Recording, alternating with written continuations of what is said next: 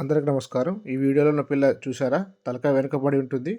ఇది star grazing condition అంటారు, లేదా పోలియో ఎన్సెఫాలోమెలాషియా కూడా అంటారు.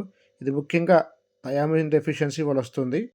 పిల్లలు పుట్టగానే వాటి పొట్ట సరిగ్గా డెవలప్మెంట్ కాకపోవడం వల్ల లోపల థయామిన్ అనే విటమిన్ సరిగ్గా ప్రొడ్యూస్ కాకపోవడం వల్ల వాటికి ముఖ్యంగా అది నరాలకు సంబంధించిన విటమిన్ కాబట్టి ఇలాంటి సింటమ్స్ చూపిస్తుంటాయి.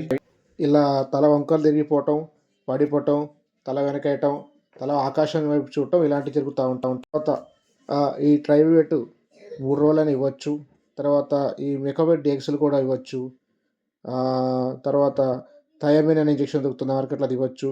లేకపోతే మన పాలిబిన్ ARBA ఇంజెక్షన్ కూడా దొరుకుతుంది మార్కెట్లో, అది కూడా.